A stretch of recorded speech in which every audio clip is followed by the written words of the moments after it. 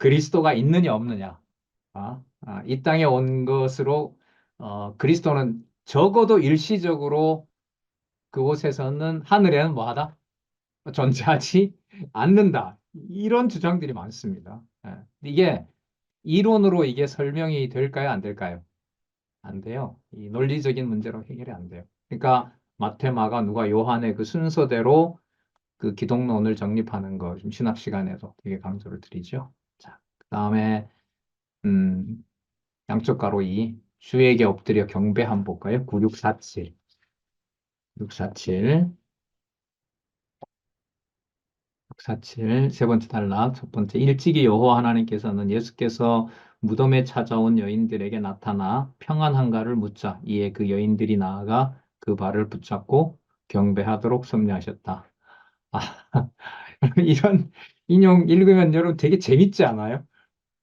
우리는 이런 연결해보지 않잖아요. 그러니까 하늘에 거룩하다, 거룩하다, 거룩하다 그 스랍과 그 천군 천사들이 또 장로들이 면류관을 벗어서 이렇게 그 찬양하는 내용인데 거기에 근거가 뭐냐 하면 부활하신 그리스도에게 여인들이 찾아와서 경배하는 게 하늘에 있는 그 찬양과 경배의 예표로서의 모형과 그림자라는 거예요. 심오하다는 것보다 보세요. 제가 이게 천박하게 웃고 있잖아요. 이게 어떻게 이렇게 연결이 되지?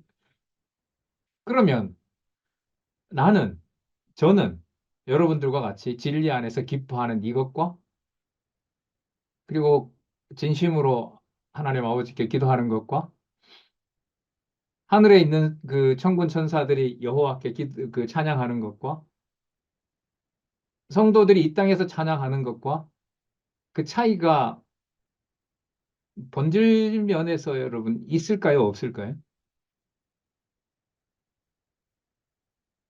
전혀 다른 차원일까요? 관련이 있을까요? 관련이 있는 거죠. 그런 면에서 이제 제가 웃은 건 이제 뭐 천박한 건 아니고요. 요즘 우리 표현으로 말하면 헐이에요. 헐. 어? 이게 이거야?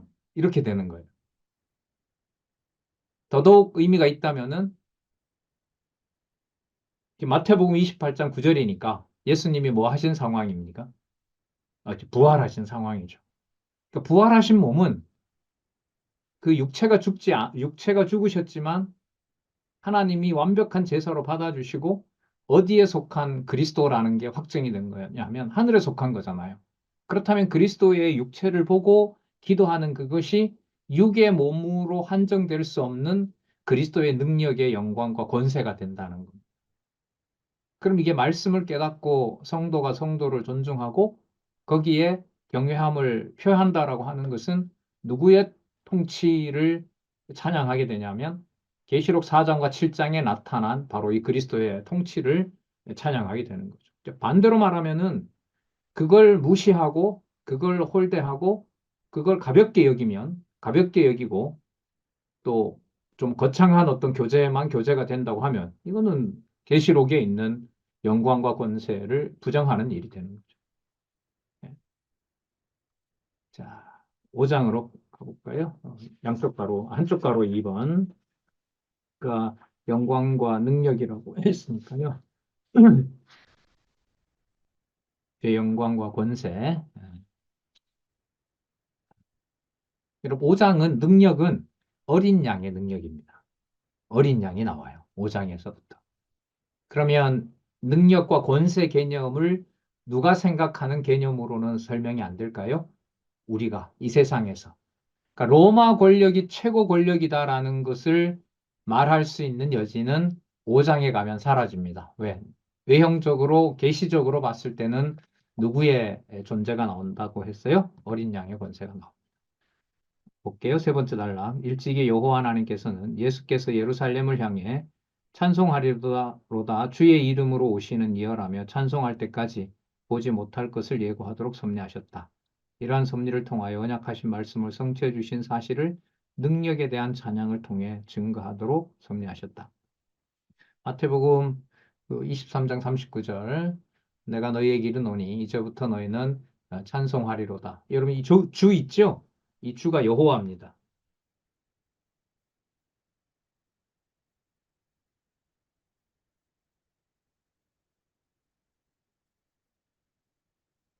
여호와의 이름으로 오시는 이유. 그럼 뭐 너무너무 분명하죠. 그리고 요한계시록에 나오는 이제 여호와 개념하고 연관이 됩니다. 먼저 생물과 장로가 찬양하는 내용이 나오는데 그 근거는 마태복음 23장 38절에서부터 39절, 그리고 누가복음 13장 35절. 마태복음 그 본문 보겠습니다. 일찍이 여호와 하나님께서는 예수께서 제자들에게 집이 버림받는다면서 주의 이름으로 오시는 이를 찬송할 것을 예고하도록 섭리하셨다. 마태복음 23장 38절에서부터 39절까지. 보라, 너희 집이 황폐하여 버림받으리라. 내가 너희에게 이르노니 이제부터 너희는 찬송하리로다. 자, 여호와의 이름이라 그랬죠? 여호와의 이름으로 오시는 이 할 때까지 나를 보지 못하리라 하시니라. 자, 그러면 앞으로 임하시는 분이 그리스도가 임하는데 그 이름을 누구의 이름으로 온다고 얘기를 해요? 누구의 이름으로? 여호와가 임하시는 거예요. 뭐 놀라운 얘기죠. 이런 말씀은 그리스도의 재림 재림 얘기했지. 그게 누구의 이름? 예, 여호와의 이름으로 온다라고 하는 것은 이거는 뭐 구약의 이 인용을 쓰고 있기 때문에 엄청난 이야기가 됩니다. 그래서 제가 아까 말씀드렸는데 5장에서부터 7장까지의 주라는 번역 속에는 누구 구분이 안 되는 부분이 나온다? 예수님과 하나님의 구분이 안 나옵니다. 거기에다가 누구 개념까지 우리는 확인해요? 여호와 개념까지. 그러면 여호와, 그 다음에 아버지, 그 다음에 예수 그리스도, 그 다음에 하나님. 여호와 하나님, 주 예수 그리스도라는 개념이 요한계시록에서는 구분이 안 되는 장면들이 나타납니다. 그리고 이거야말로 분리되는 것이 아니라 각각의 뭐라 그래야 될까요? 각각의 그, 그 존재는 있지만은 절대로 뭐 할 수 없는, 분리될 수 없는 바로 하나 된 상황을 여기서 살펴볼 수가 있습니다. 자, 5장 11절에서부터 14절, 9657페이지, 천사와 만물이 성축하는 내용이 나타납니다. 어, 이 요한계시록은요, 그 내용의 어떤 그, 중요함이고 또 상세한 설명을 제시하기 위해서 이 저자가 쓴 방법은 뭐냐면 2단락씩 다 나눠버립니다. 그러니까 짧게 짧게 설명을 해가고 있어요. 그러니까 본문 단락이 몇 개가 나온다고요? 2개씩 나옵니다. 그리고 상세하게 설명을 하고 지금 그렇게 되어 있거든요. 그러다 보니 세 번째 단락이 많죠. 9657페이지. 천사와 만물이 성축함. 세 번째 단락. 일찍이 여호와 하나님께서는 사도 바울로 피조물이 썩어짐의 종로로 탄 데서 해방되어 영광의 자유에 이르기를 원하는 것을 전파하도록 섭리하셨다. 로마서 8장 19절에서부터 21절까지. 피조물에 고대하는 바는 하나님의 아들들에 나타나는 것이니 피조물이 허무한데 굴복하는 것은 자기 뜻이 아니요 오직 굴복해 하시는 이로 말미암음이라. 그 바라는 것은 피조물도 썩어짐의 종로로 탄 데서 해방되어 하나님의 자녀들의 영광의 자유에 이르는 것이니라. 뭐 놀라운 말씀이죠. 하나님의 자녀들의 뭐라 그러죠? 영광이고 그 영광의 뭐라 그러죠? 자유라고 얘기를 하죠. 저런 개념들은 딱 개념 덩어리로 놓고 창세기에서부터 계시록까지 저 개념들, 그래, 자녀 이러면 아시죠? 자녀 3대 언약 중에 첫 번째잖아요. 자손 언약, 성취 섭리에서부터. 자, 영광은 어디에 많이 나타나게요? 영광 개념을 집중적으로 연구하려면 어디 가면 돼요? 신약에서 우리 중심의 영광 개념이 아닌 것을 공부하려면 요한복음 가시면 돼요. 요한복음. 영광이 쏟아지고 있어요. 잘 아시는 내용이 그거예요. 하나님 중심으로 영광 개념 이해한다는 게 가룟 유다가 예수님이 떡을 찍어서 주면서 가서 뭐 한다? 예, 네 일을 이루라 하시면서 그가 나가자 하나님한테 그리스도께서 아버지께 어떤 기도를 하냐면 지금 아버지께서 뭘 받으셨사오며 예, 영광을 받으셨어. 이제 그게 있어요. 그래서 저 개념들 영광이란 무엇인가 이제 거기에도 있지만 그다음에 자유 참 좋습니다. 이런 개념들이 하나님의 자녀들의 영광의 자유가 8장 21절 한 절에 있지만 저 네 단어 속에 성경 전체가 들어와 있다고 해도 지나칠까요? 지나치지 않을까요? 당연한 걸까요? 당연한 거죠. 그럼 그 개념을 통해서 요한계시록 5장 11절과 11절에서부터 14절까지를 공부하는 거예요. 많지 않죠? 11, 12, 13, 14니까. 많지 않아요. 그러나 이 본문 안에 들어있는 의미를 아까 로마서 8장 21절의 그 내단말과 연관을 시키고 어디와 연관해서 성경 전체와 연관시키고 거기에 딱 결론이 떨어지는 건 뭘까요? 여호와 계시. 여호와 하나님 주 예수 그리스도의 계시. 이렇게 하면 더 선명해져요. 자, 그리고 이게 여러분 우리가 말씀을 이해하나요? 말씀이 우리를 세우고 넘어지게 하고 우리를 자유롭게 하나요? 후자잖아요. 후자잖아요. 근데 이제 우리 성경신학에서 보면 뭐 어떤 법 얘기 같은 거 할 때 보면 지금 제 4월 둘째 주부터 이제 그 정관하기 위해서 고민이 사실 좀 많습니다. 고민도 많고 어, 시간은 없고 꼭 하고 싶은 강의이기도 하고 이렇게 해서 지금 고민하고 있는데 어떤 개념이나 성경신학의 그 주관자는 성령이라고 하면서도 자기가 주관을 해야 된다라는 게 은연중에 나타나요. 회의 같은 걸 해보면은. 그래서 저는 그, 체제 개혁이 어느 정도 되어 간다라고 얘기를 할 때, 이게 그 말을 이렇게, 쉽게는 사실 아직은 못하겠어요, 저는. 어, 교회 동력자 협회에 많은 우리 주로 선배들이시죠. 그 선배들의 어떤 토의나 또 회의나 이런 걸 볼 때, 성경신학과 개혁의 원리와 이 차이에 대해서 글쎄 뭐 제가 아직 식견이 넓지 않아서 그런지는 몰라도 그런 부분에서 좀 고민이 좀 있습니다. 자, 어쨌든 이 개념들을 통해서 성경 전체로 확대해가는 내용들이 본문에서부터 시작이 된다는 것. 저런 경우는 뭐 사실 큰 숙제죠. 하나님의 자녀들의 영광, 하나님의 자녀들의 영광, 그걸 여러분 어느 한 부분에만 얘기할 수 있을까요? 아, 자녀들의 영광이니까 창세기부터 다른 모든 내용까지 다 연결이 될까요? 다 연결이 되죠. 다 연결이 됩니다. 그럼 그 자녀들의 의미가 얼마나 크겠습니까? 어? 신약으로 말하면 에베소서에서부터 자녀 얘기가 나오고 그 요한 1, 2, 3서 이제 내일 이제 들어갈 텐데 화요 강좌에서요. 거기 친척들 간에 이루어지는 그 교제 안에서 말씀의 중요성, 그 자녀 의미까지 그걸 다 담아서 여기에 오면 이제 하나님의 자녀들의 영광의 자유, 로마서에 근거한 5장 1절에서부터 14절 내용들 이렇게 연결이 되겠죠. 자, 그다음 그 사도행전 3장 21절을 보시면은요. 하나님이 영원 전부터 거룩한 선지자의 입을 의탁하여 말씀하신 바 만유를 회복할 때까지는 하늘이 마땅히 그를 받아들이라는 말씀이 있거든요. 그러면 그리스도는 어디에 계신 분이라는 뜻이냐면 하늘에 계신 분이라는 거죠. 뭐 할 때까지? 만유를 회복할 때까지. 그럼 지금 그리스도가 오시면서 만유가 회복이 되는데 이때 회복은 1차적으로는 에덴 동산의 회복이고요. 그리고 나중에는 일체 모든 거 그 베드로 후서에 가면 이 땅에 있는 어떤 최소한의 원소도 전부 뭐 한다 그랬어요? 체질을 불에 녹인다 그랬잖아요. 체질을 불에 녹인다고 하니까 아담을 만들었던 최소한의 원소도 이 땅에서는 찾을 수 있다는 거예요, 없다는 거예요?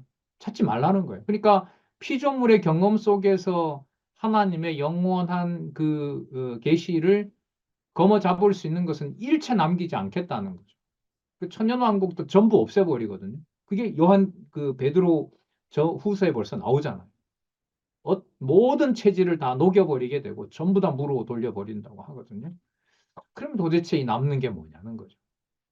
이게 비록한 말씀의 이 연결을 이렇게 해가는 이 방법, 물론 그렇게 지식이 쌓인다고 다 되는 건 아니지만 성령께서 깨닫게 해주셔야겠죠. 그 다음에 여러분 6장과 7장이 뭐냐면 볼까요? 처음에는 거기 있는 상황을 보여준 다음에 6장과 7장은 이제 논리적으로 보면 그런 분이 가진 뭘 소개해요? 권세를 소개하는 거죠. 그럼 이때 권세는 그 누구의 어떤 이해 방식을 다 떠나 있는 걸까요?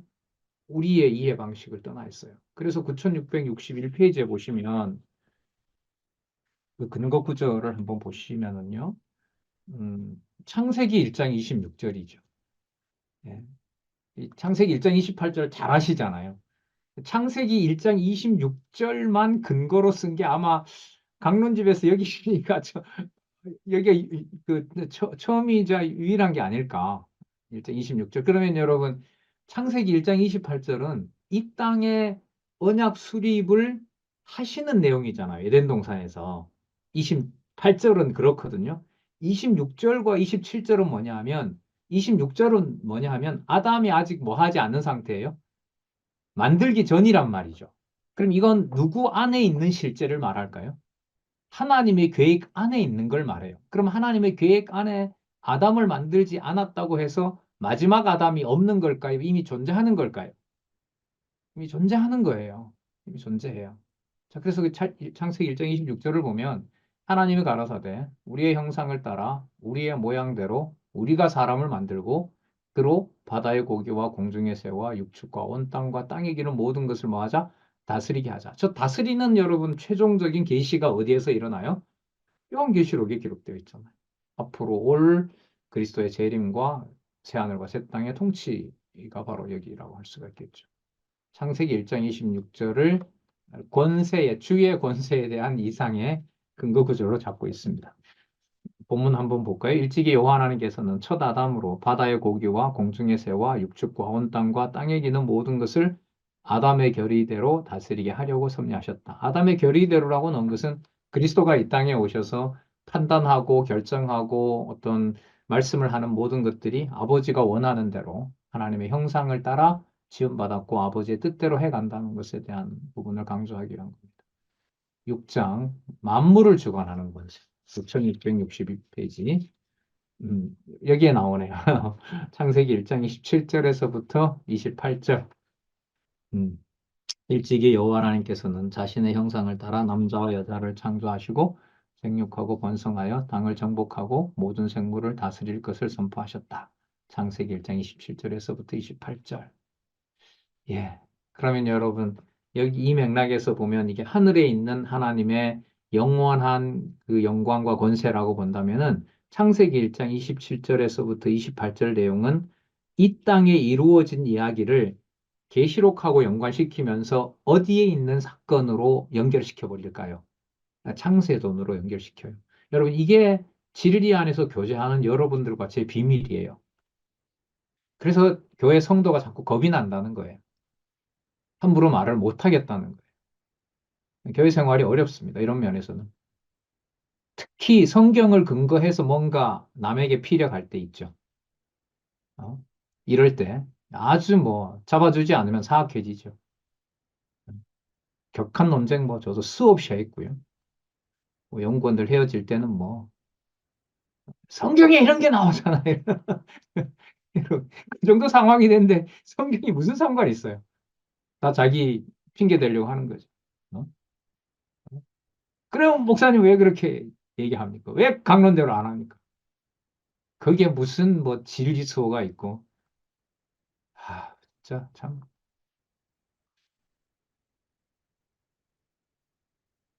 무서워요, 사실.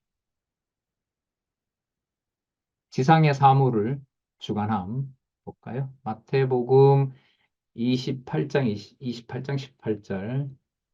이거 승천하시기 전이죠. 예수께서 나와 이를 가라사대 하늘과 땅의 모든 권세를 내게 주셨다라는데 여러분 이게 6장에 가면 첫째인 때고 둘째인 때고 셋째인 때고 넷째인 때고 이게 이제 하늘에 있었던 일들을 쫙 보여줘요. 그러니까 이 내용을 부활하신 그리스도가 승천하기 전에 그러니까 여러분 이런 거죠.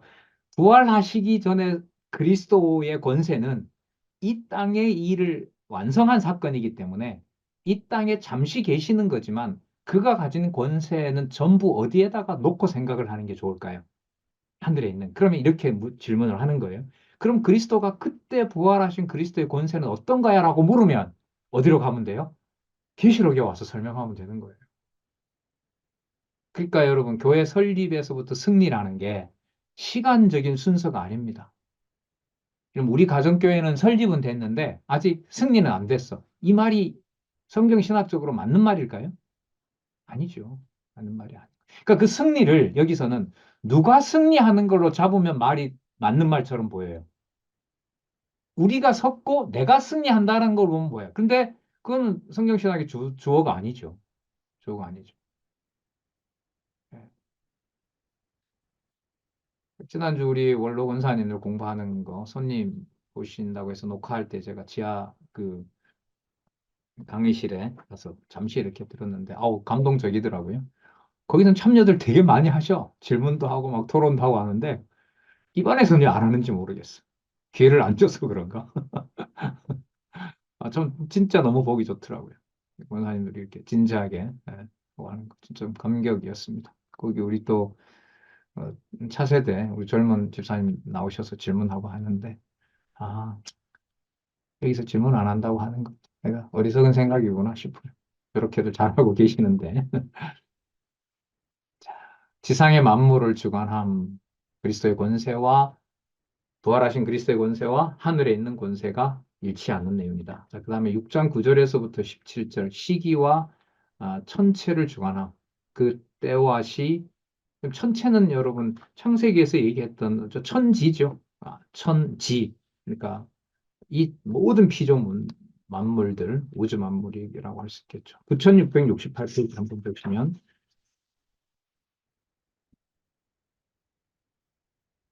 일찍이 여호와 하나님께서는 예수께서 제자들에게 때와 기한은 아버지 고난에 두셨음을 알려주고 천체의 변동을 예고하도록 섭리하셨다. 마태복음 24장 29절. 그날 환란 후에 즉시 해가 어두워지며 달이 빛을 내지 아니하며 별들이 하늘에서 떨어지며 하늘의 권능들이 흔들리게 된다. 예, 하늘의 권능이 흔들리게 된다. 그러니까 그 말씀 아시죠? 정사와 권세와 그 하늘에 있는 권세들과 이 말씀 들어보셨죠?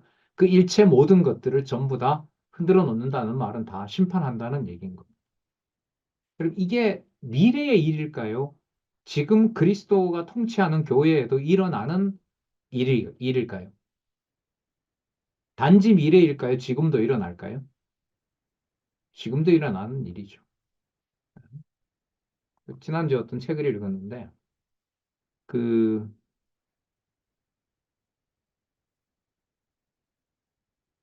그 지진이 일어나면은 그 다음에 바다에서는 뭐가 몰려오냐 하면 쓰나미가 몰려와요. 쓰나미가. 그러니까 지진이 막 나니까 사람들이 이제 거기에 있다, 해안가에 있다가 그 약간 높은 데로 도피를 하는 거예요. 그런데 이제 몇 분 안에 엄청난 높은 파도들이 와서 그 피한 사람들을 다 죽인 거예요. 그게 여러분 1700 몇 년에 있었던 이거 유명한 지진인데 그 포르투갈에 있었던 그 리스본의 대참사예요. 그 전형적인 카톨릭 국가거든요. 거기에 이제 던진 질문이 뭐냐면 두 번의 재앙을 거듭 일으키는 분이 하나님이 맞느냐라는 게 신학자들의 질문이었어요. 종교개혁이 일어나고 한 150년 후에 일어났거든요. 저는 좀 사악한 마음에 이 포르투갈 너네들이 남미에 와서 얼마나 많은 사람을 죽이고 노예로 잡아가고 학살하고 멕시코나 이런 데 와서 했느냐. 그래서 인간적으로는 너네들은 그래 당해도 싸다. 이게 순간적으로 그런 게 있지만 이건 뭐 신학적 해석은 아니잖아요. 그 앞에서 아까 우리 인 떼는 거 나오잖아요. 어떻게 돼요? 피조 만물을 진짜 무섭게 다스리시거든요, 하나님께서. 그럼 그 역사가 미래에만 일어날 일인 거냐? 아니면 지금도 일어나는 그런 재앙들까지 여호와께서 그리스도가 통치하는 것이냐? 그 질문의 답을 성경에서 깨닫게 하지 않으면 알 수가 없습니다. 진짜 여러분 말씀 안 하셔서 그렇지. 다 어떤 고통의 문제에 대해서 신앙이 그냥 바닥으로 추락하는 것을 뭐 말씀 뭐 저보다 많이 산 우리 권사님도 계시지만 뭐 한도 끝도 없죠. 그런 문제들에 대해서 꺼내기 시작하면은 자, 이게 마태복음 아까 24장 29절에 하늘의 권능들도 다 흔들어 버리시는 그리스도의 권세를 여기서 얘기를 해줍니다. 자, 그렇게 연결되면서 7장의 제목이 뭐냐 하면 한쪽 가로 이 누구를 구원하는 권세라고 나와요. 성도를 구원하는 권세 9673 9673 그런 인을 떼면서 누구를 구원한다? 성도를 구원한다. 여러분 여기 성도는 메모하셔도 돼요. 야곱 자손 플러스 이방 성도입니다. 여기 성도는. 그러니까 아까 자손 언약을 이루시는데 누구누구가 다 들어와요? 이스라엘과 또 이방인이 다 들어오는 성도를 말한다는 거죠. 거기에 마태복음 1장 21절 나오네요. 아들을 낳으리니 이름을 예수라. 이는 그가 자기 백성을 저희 죄에서 구원할 자이심이라. 그 다음 한 양쪽 가로 야곱의 자손을 구원함 읽어볼까요? 음, 마태복음 15장 24절. 예수께서 대답하여 가라사대 나는 이스라엘 집에 어린 양 외에는 다른 데로 보내심을 받지 아니하노라. 이렇게 말씀하시고요. 야곱 자손을 구하는 거죠. 그 다음에 양쪽 가로 2에 보면은 9, 6, 7, 8에 누구의 무리를 구원하신다?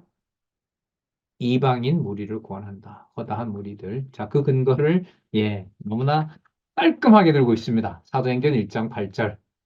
오직 성령이 너희에게 임하시면 너희가 권능을 받고 예루살렘과 온 유대와 사마리아와 땅 끝까지를 내 증인이 되리라. 여러분, 여기서 사도행전 1장 8절을 그리스도의 영광과 권세와 맞추어서 우리가 지금 보았잖아요. 그러면 성령이 너희에게 임하시면 너희가 권능을 받는다고 했을 때 그리스도의 지체들이 받는 그 권능은 요한계시록과 연관을 지으면 어디에 계신 누구의 권세와 영광일까요?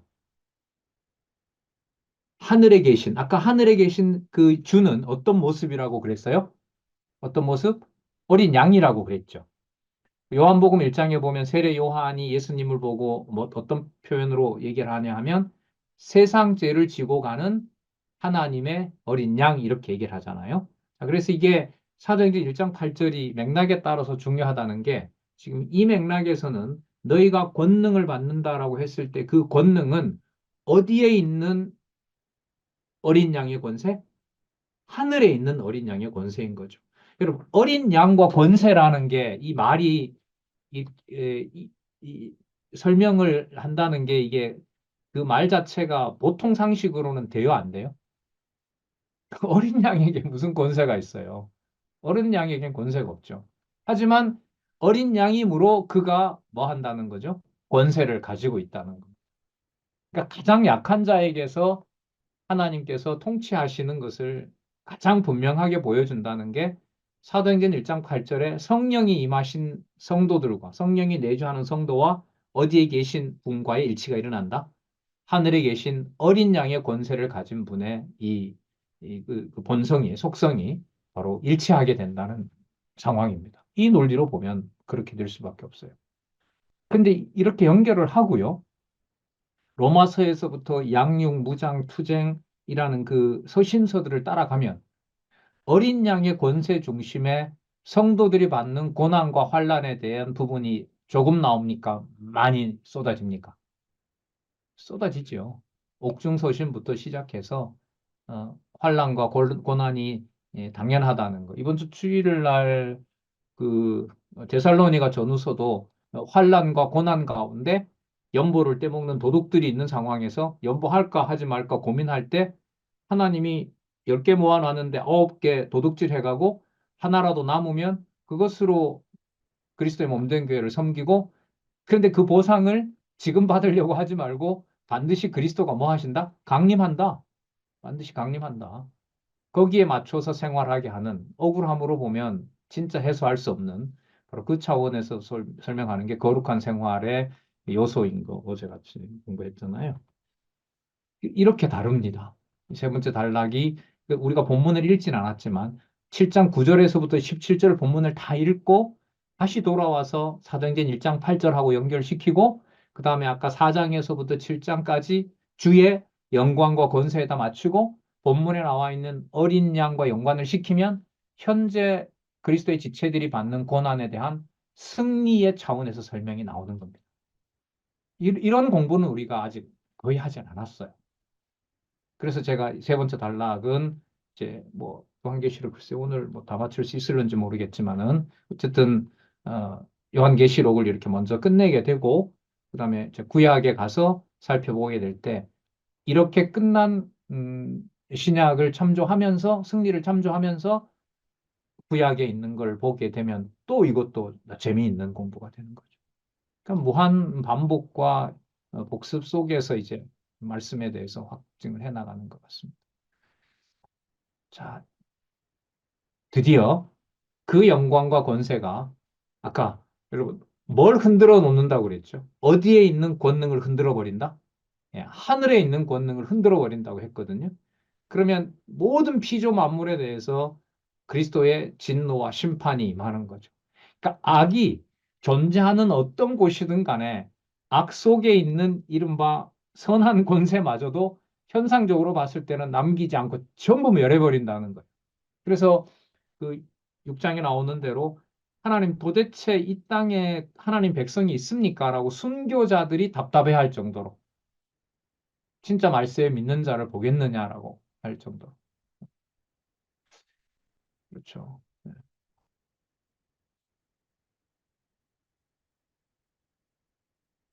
죄 진노와 심판 8장에서부터 16장까지 볼까요? 9684페이지. 9684페이지.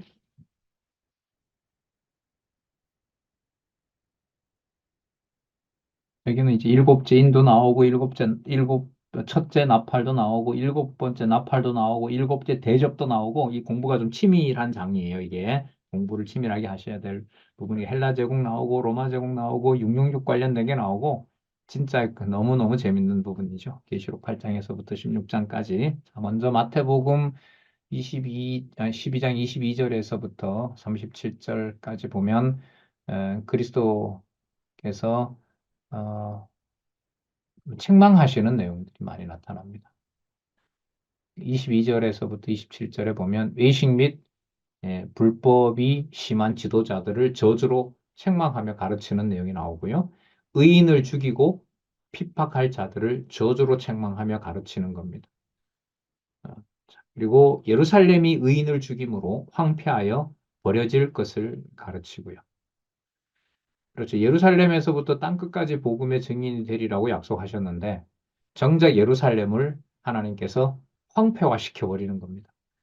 그러면 여러분 예루살렘 교회는 이 땅에 존재한다는 걸까요? 존재하지 않는다는 걸까요?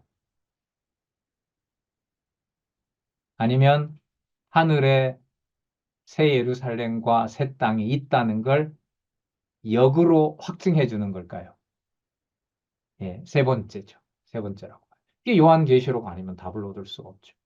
그러니까 여러분 소위 이런 거 있잖아요. 세상에서 다 끝났다라는 말이 성도 입에서 나올 지경의 상황이라면 그 상황은 어디에 있는 실체로 데려갈 수가 있다? 하늘에 있는 실체로. 하늘에 있는 영원한 실체로 안내하는 과정일 수 있다. 물론 성령께서 말씀을 통해서 그걸 깨닫게 해주셔야겠죠. 음,